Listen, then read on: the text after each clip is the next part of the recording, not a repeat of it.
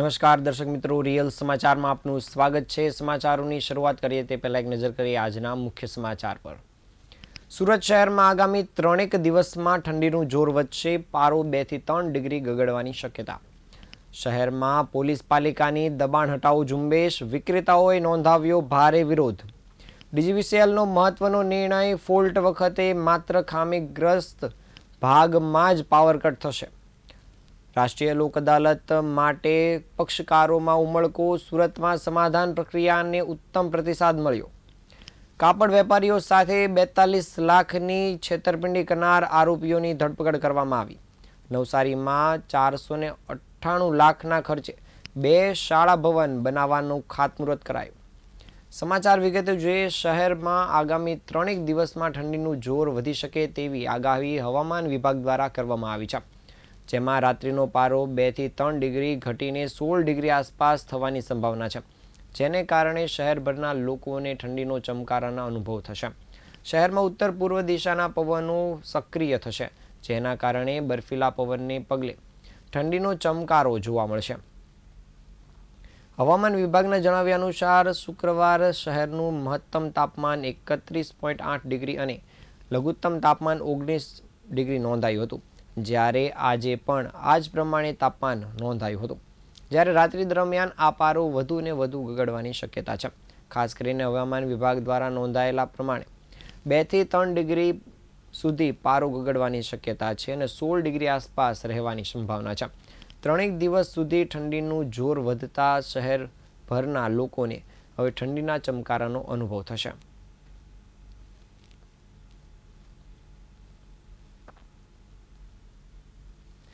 સુરત શહેરમાં આજે દબાણ હટાવો ઝુંબેશ અભિયાન સતત થઈ રહ્યું છે અને જેને પગલે હેરાનગતિ સામે લારી ગલ્લાવાળાઓ તેમજ પથારણાવાળાઓ દ્વારા ભારે નારાજગી પણ વ્યક્ત કરવામાં આવી રહી છે।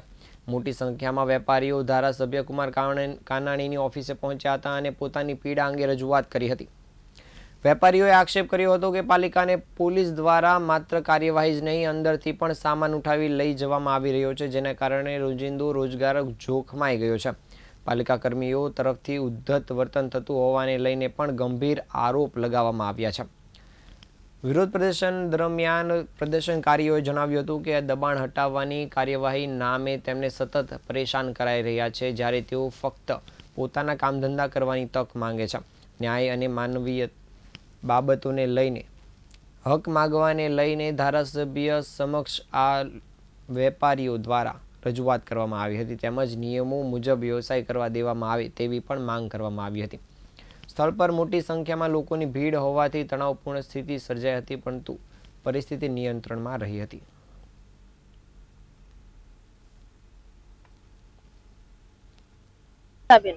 તો આખા સુરતમાં દારૂના આડા હાલે, જુગાર હાલે, ખુલ્લે આમ દારૂ વેચાય છે, ખુલ્લે આમ ખૂન થાય છે, ગરીબોના છોકરાને 10 એક છોકરાને મારી નાખે છે, કોઈ એને 10 દિવસની અંદર છોડી નાખે, કોઈ એને સરકાર કરે કાયદા કરો। અમારે ગરીબ માણસ માટે શું કાયદો કરશો? અમારું લઈ જાવ તો અમે તો ઘેર લઈ જાવ તો અમે શું કરશું? 10 દિવસ છે, 10 દિવસ।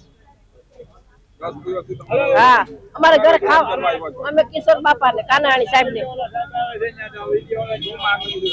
અમારી માંગ હતી, અમને બે વાગ્યો, અમે થોડું લઈને બે અમારો ધંધો હતો હમણાં કરી, અમે રોડ માથે નથી બેસતા કોઈ, અમે અંદર થી બેસી છે। આ બધા બરોડા વાળા તો અંદર શેરીમાં ગલીમાં બધા બેસે છે, ગલીની અંદર થી લઈ જાય છે। દક્ષિણ ગુજરાત વીજ કંપની લિમિટેડે ગ્રાહકને વીજળીનો પુરવઠો અવિરત મળી રહે તે માટે મહત્વપૂર્ણ નિર્ણય લીધો છે। કંપની હવે રિંગ મેઇન યુનિટ સિસ્ટમ અપનાવશે, જેના કારણે વીજળી નેટવર્કમાં ખામી સર્જાશે ત્યારે સમગ્ર વિસ્તારમાં પાવર કટ થવાને બદલે માત્ર ફોલ્ટવાળા ભાગની આસપાસ જ પાવર કટ કરવામાં આવશે। ડીજીવીસીએલના અધિકારીએ જણાવ્યું હતું કે આ આરએમયુ યુનિટ્સની મદદથી વીજ પુરવઠો ડાયવર્ટ કરી શકાય છે, જેથી જ્યાં સમસ્યા સર્જાય છે તે વિસ્તારના પાવરના પુરવઠો ચાલુ રાખવામાં આવશે નહીં, પરંતુ જ્યારે અન્ય વિસ્તારનો પુરવઠો સતત ચાલુ રહેશે। આનાથી શટડાઉન સમયે, વરસાદની સિઝનમાં કે અન્ય કોઈ સમય સર્જાતી સમસ્યાઓ દરમિયાન વધારે સમય માટે વીજળી ગુમાવવી પડશે નહીં। રિંગ મેઇન યુનિટ સિસ્ટમનો મુખ્ય ઉદ્દેશ વીજ પુરવઠાની અવિરતતા જાળવવાનો છે। RMU ફોલ્ટ સેક્શનને ઝડપ રીતે અલગ કરવામાં મદદ કરે છે. તે વૈકલ્પિક ફીટર દ્વારા વીજ પુરવઠો પૂર્વવત કરવામાં મદદ કરે છે. સમગ્ર વિસ્તારની જગ્યાએ જ્યાં સમસ્યા હોય તેટલી જગ્યામાં પાવર કટ કરવામાં આવશે, જેને કારણે લોકોને પાવર કટની સમસ્યામાંથી રાહત મળશે. આવતી 13 ડિસેમ્બર 2025ના રોજ યોજાનારી રાષ્ટ્રીય લોક અદાલતને લઈને સુરત જિલ્લા કોર્ટમાં પક્ષકારો અને જાહેર જનતા તરફથી ઉત્સાહભર્યો પ્રતિસાદ જોવા મળી રહ્યો છે. લોક અદાલતમાં સમાધાન માટે આપવામાં આવેલા વિશેષ આયોજનથી અનેક પ્રકારના કેસો ઝડપથી અને સહજ રીતે ઉકેલાઈ રહ્યા છે. જિલ્લા કોર્ટે સુરતમાં અનુભવી વકીલોની હાજરીમાં નાની રકમની ચેક રિટર્નના કેસો, મોટર અકસ્માત વળતર કેસો, દીવાની દાવાઓ, DGVCLના બિલ સંબંધિત લેણા સહિતના મુદ્દાઓમાં મોટા પ્રમાણમાં સમાધાન થઈ રહ્યા છે. પક્ષકારો પોતાને લાગતા આવા કોઈપણ કેસોને લોક અદાલતમાં રજૂ કરી શકે છે. ગુજરાત હાઈકોર્ટના નામદાર ન્યાયમૂર્તિઓ અને સુરત જિલ્લાના વહીવટી વડા AS સુપેહિયાના માર્ગદર્શન હેઠળ નાની રકમના ચેક મામલાઓમાં પક્ષકારોને વધારે ખર્ચ અને લાંબી લિટિગેશન પ્રક્રિયા ટાળવા માટે જિલ્લા કાનૂની સેવા સત્તામંડળ દ્વારા પક્ષકારોને ટેલિફોન દ્વારા હાજરી આપવા વિનંતી પણ કરવામાં આવી છે. પ્રથમ વખત સુરત પોલીસના સક્રિય સહયોગ અને સુરત બાર એસોસિએશનના સહિયારા પ્રયત્નથી ગુજરાત બહારના કેસોમાં પણ વોરંટની બજવણી થઈ શકે છે, જેના કારણે પક્ષકારોને સમાધાનમાં વધુ સરળતા મળી શકે છે. સમગ્ર ગુજરાત રાજ્યમાં તારીખ 13મી ડિસેમ્બરના રોજ 2025ના વર્ષની આખરી રાષ્ટ્રીય લોક અદાલત આયોજિત થનાર છે. સુરત જિલ્લાની તમામ અદાલતો, જિલ્લા મુખ્યાલય તથા તાલુકા અદાલતોમાં લોક અદાલતનું આયોજન થનાર છે. લોક અદાલત એ સમગ્ર રાજ્યમાં અને ખાસ કરીને સુરતમાં વૈકલ્પિક તકરાર નિવારણ માધ્યમ એટલે કે અદાલતમાં જઈને કોર્ટનો નિવેડો લાવવો એના વિકલ્પે પક્ષકારોને ટેબલ ઉપર બેસાડી એમની તકરારનો નિર્ણય લાવવો તે વ્યવસ્થાના ભાગરૂપ ખૂબ પ્રચલિત છે. અને મને કહેતા આનંદ થાય છે કે છેલ્લા 2 વખતની લોક અદાલતમાં જે અલગ અલગ સ્વરૂપના લોક અદાલતમાં મૂકી શકાય તેવા તકરારો અને દાવાઓ, જેમ કે દીવાની તકરાર છે, ચેક પરતને લગતી ફરિયાદો છે, માત્ર દંડથી શિક્ષાપાત્ર તેવા ગુના છે, જમીન સંપાદનને લગતી તકરારો છે, મોટર અકસ્માત વળતરને લગતી અરજીઓ છે, આવા પ્રકારના લોક અદાલતમાં સમાધાનથી મૂકી શકાય તેવા પ્રકારના વિવાદો તેમાં સુરતમાં 12મી જુલાઈ તેમજ 13મી સપ્ટેમ્બરના રોજ યોજાયેલ લોક અદાલતમાં સમગ્ર દેશમાં સુરત જિલ્લાએ મોખરાનું સ્થાન હાસિલ કરેલું. તે દર્શાવે છે કે લોકોનો, ખાસ કરીને પક્ષકારોનો, જે સામાન્ય સ્વરૂપની તકરારો છે જેમાં પક્ષકારોનો ઈરાદો અદાલતી તકરાર નિવારણ એટલે કે નિર્ણય લઈને, ચુકાદો લઈને લાંબી પ્રક્રિયા, જટિલ પ્રક્રિયા તેમાં પાર્ટિસિપેટ થવાને બદલે સમાધાનથી નિર્ણય આવે તેમાં રસ વધ્યો છે.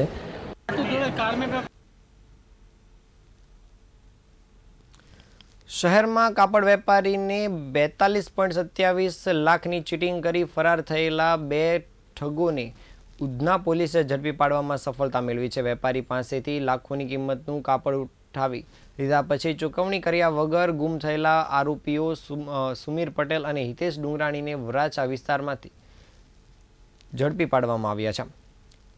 પ્રાપ્ત માહિતી મુજબ બંને આરોપીઓએ કાપડ વેપારી પાસેથી ભારે માત્રામાં માલ ખરીદ્યો હતો, પરંતુ પેમેન્ટ ચૂકવવાના બદલે અચાનક ભૂગર્ભમાં ઉતરી ગયા હતા. વેપારીએ છેતરપિંડીનો ભોગ બનતા જ ઉધના પોલીસ મથકમાં આ બાબતે ફરિયાદ નોંધાવતા પોલીસ દ્વારા તપાસ કામગીરી શરૂ કરવામાં આવી હતી, જે દરમિયાન બંને ફરાર આરોપીઓને વરાછાથી ઝડપી પાડવામાં પોલીસને સફળતા મળી છે. ખાસ વાત એ છે કે ઝડપાયેલા સુમીર પટેલ સામે અગાઉ પણ ઉધના પોલીસ સ્ટેશનમાં ચીટિંગનો ગુનો નોંધાઈ ચૂક્યો છે. પોલીસે વધુ તપાસમાં આ બંને આરોપીઓને લઈને આગળની કામગીરી શરૂ કરી છે. નવસારીના ગરીબ અને મધ્યમ વર્ગના વિદ્યાર્થીઓ માટે આશીર્વાદરૂપ બની રહેલ નગર પ્રાથમિક શિક્ષણ સમિતિની શાળામાં શિક્ષણ સુવિધાઓને મજબૂત કરવા દિશામાં મહત્વપૂર્ણ પગલું ભરાયું છે. સમગ્ર શિક્ષા મિશન દ્વારા મંજૂર થયેલ નવી શાળા અને નવા ક્લાસરૂમોના બાંધકામ માટે કામગીરીનો આરંભ કરાયો છે. શહેરની મિશ્ર શાળા નંબર 9 અને 10ના નવા ભવન માટે 498.25 લાખના ખર્ચે બનનારી ઇમારતનું આજે દશેરા ટેકરી વિસ્તારમાં નવસારી ધારાસભ્ય રાકેશ દેસાઈના હસ્તે ખાતમુહૂર્ત કરવામાં આવ્યું હતું. આ પ્રસંગે ધારાસભ્યએ જણાવ્યું હતું કે આગામી દિવસોમાં 2 શાળામાં કુલ 25 ક્લાસરૂમનું નિર્માણ થવાનું છે. અદ્યતન સુવિધાઓથી સજ્જ આ નવા શાળા ભવનોના નિર્માણથી શહેર વિસ્તારના વિદ્યાર્થીઓને ગુણવત્તાસભર શિક્ષણ માટે વધુ સારી સુવિધાઓ ઉપલબ્ધ થશે. નવા ભવનના નિર્માણથી માત્ર ક્લાસરૂમ જ નહીં પરંતુ અન્ય ઇન્ફ્રાસ્ટ્રક્ચર ફેસિલિટીમાં પણ વધારો થશે, જેના પરિણામે વિદ્યાર્થીઓને આધુનિક અને અનુકૂળ શૈક્ષણિક વાતાવરણ મળી રહેશે. આ પ્રસંગે મહાનગરપાલિકા અધિકારીઓ અને કર્મચારીઓ, શિક્ષણ સમિતિ અધિકારીઓ અને પદાધિકારીઓ સહિતના લોકો મોટી સંખ્યામાં ઉપસ્થિત રહ્યા હતા.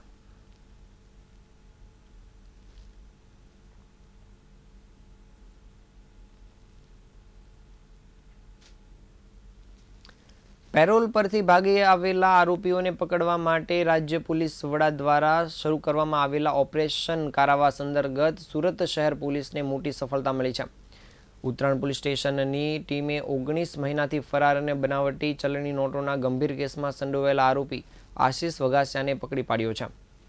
ઉપરથી મળેલ કડક સૂચનાઓને પગલે પેરોલ પરથી ભાગેડુ આરોપીઓને પકડવા માટે પોલીસ કમિશનર દ્વારા સ્પષ્ટ સૂચના આપવામાં આવી હતી, જે અંતર્ગત ઉત્તરાયણ પોલીસની ટીમ પેટ્રોલિંગમાં હતી. જે દરમિયાન પોલીસને મળેલી બાતમીના આધારે પોલીસે એક આરોપીને ઝડપી પાડ્યો હતો. પોલીસે આ આરોપીનું નામ જણાવતા આશિષ વઘાસિયા હોવાનું જણાવ્યું હતું. પોલીસે આરોપીની પૂછપરછ કરતા તે આરોપી અગાઉ પણ ચલણી નોટમાં ગંભીર કેસમાં જેલમાં હોય, જેલમાંથી 19 મહિનાથી પેરોલ પર છૂટ્યા બાદ ફરાર હોવાનું તેણે કબૂલાત કરી હતી. હાલ પોલીસે આ ગંભીર ચલણી નોટના કેસના આરોપીને લઈને આગળની તપાસ કામગીરી શરૂ કરી છે.